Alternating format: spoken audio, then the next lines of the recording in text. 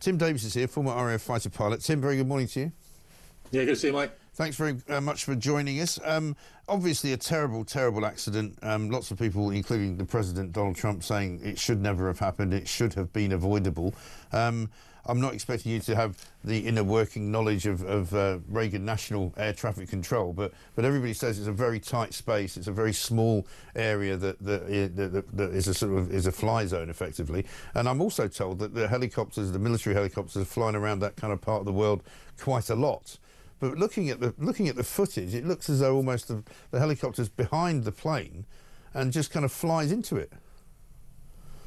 Yeah, it does, and that's pretty much exactly what happened, isn't it? Really, it looks like there's routes, Mike, around that part of the airspace that helicopters can use. They're well established. They've been there for a very long time, and the helicopter that did hit this airline was what's called a gold top. So. It worked for a unit that flew dignitaries from the military around, a UH-60 Black Hawk, very reliable helicopter, and a very reliable airline. And it just seems that what's happened here, whilst the airline's been on the final approach, is the helicopter has unfortunately crossed the path of it, which shouldn't have happened. And of course, they've collided. Yeah. And I mean, according to, again, people that we've spoken to, and the Press Association have issued this as a news release earlier on today, there was only one air traffic controller in the building at the time of the accident. That seems to me to be not enough people, really, not enough air traffic controllers. Well, you know, the policy's set, isn't it? So whatever their policy is needs to be questioned by a standardization unit above them. And obviously it was. It was deemed to be acceptable. That was the case. Now, this is why you have standards officers, and I was a standards officer in the Royal Air Force on fast jets, so my job was to look at these policies and just to work out with my team whether they were acceptable. And what happens, Mike, whenever there's an incident like this, of course, there's a huge investigation, and they'll be looking at exactly things like this. Yeah, absolutely right. And in terms of like the protocol of things like helicopters, army helicopters and military helicopters flying around commercial planes, I mean, is there a specific protocol? I mean, I'm told that the people in the helicopter were also wearing night vision goggles, which are not necessarily the best thing for you to then see with, perhaps, at short distance. But there doesn't seem to have been much time between the tower saying, can you see them, to the actual, collision. Yeah, well, the route that the helicopter should have been flying on, coming down from the north, was a route that it should never have been above 200 feet. In fact, on the maps, it says your maximum height here, under that approach lane to runway 33, is 200 feet. That's the maximum height you should be at. Should never be above that. Right. Now, they actually collided, I think, around about 400 feet. It does look like the helicopter was above that. And I think that President Trump has alluded to the fact that the helicopter should never have been there. Right. Also, the traffic collision avoidance systems that the aircraft has, they don't work. They don't give you the advisories. They don't tell you what to do below 1,000 feet because they can't advise you to fly into the ground.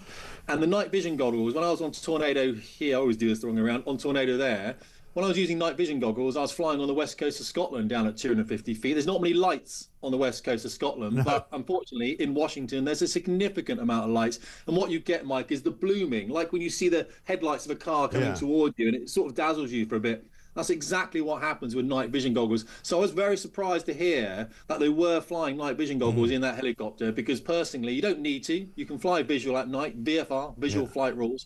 So, that's something they're going to have to look at in their investigation. Right.